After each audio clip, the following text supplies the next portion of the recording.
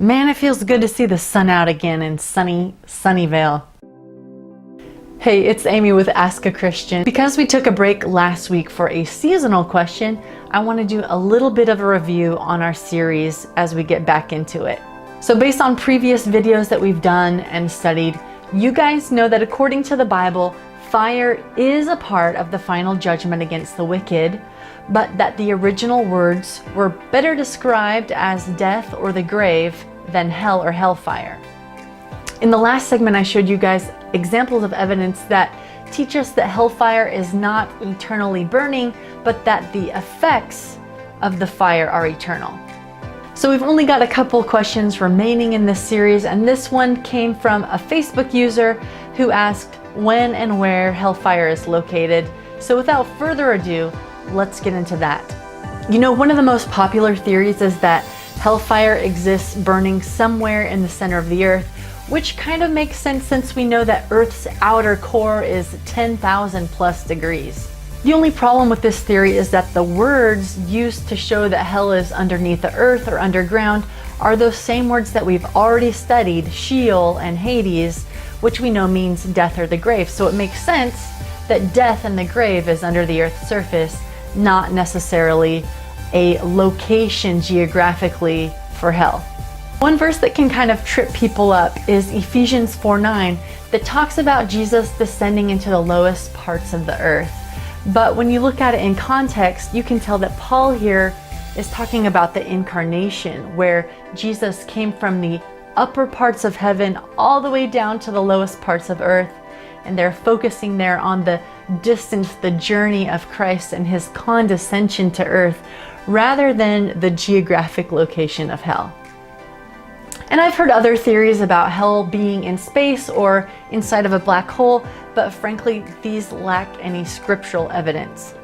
Now, we don't have too many verses that talk about the location of hellfire, but we do have a couple that give us a pretty decent clue. Look at Revelation 20 verses 9 and 10. We've looked at these before in this series.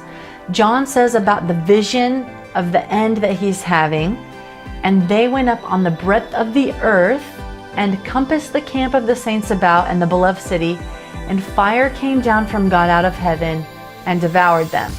Verse 10, and the devil that deceived him was cast into the lake of fire and brimstone, where the beast and the false prophet are, etc. This verse lays it out pretty clearly. It says that while God and the righteous are in the New Jerusalem descending to take their place on the earth, Satan rallies the troops one more time for a final battle. As they do that, fire comes down and destroys them, and the devil and the people that he deceived are cast into the lake of fire. And if you read this verse carefully, it looks like that the fire from heaven and the lake are one and the same, and so we can ascertain that this happens on the surface of the earth. 2 Peter 3:10 also gives us a clue. It says that the elements will melt, and the earth also, and the works therein shall be burned up. Now, the chronology of these verses is interesting because what it indicates is that nobody is burning right now, because we know the second coming and the final judgment have not happened yet. Revelation 22:12 confirms this, where John sees a vision of Jesus saying, "Behold, I am coming quickly, and my reward is with me to give to every man according to what he has done." Since we know we're still here and that Jesus hasn't returned yet, we can deduce that he hasn't handed out those judgments yet. He has not handed out the rewards or the consequences of how people have lived on earth, meaning that there isn't anyone who's currently burning in hell. All right, that's all for now. But in my estimation, we have saved the best question for last. And in the next video, we're going to look at what these different views of judgment have to say about the character of God. Now, if you'd like any more information on the topics we've discussed, or if you want to join in a live discussion on some of these topics, please contact me through any of the methods listed below. Thank you, and joy and peace for your journey. I'll see you back real soon.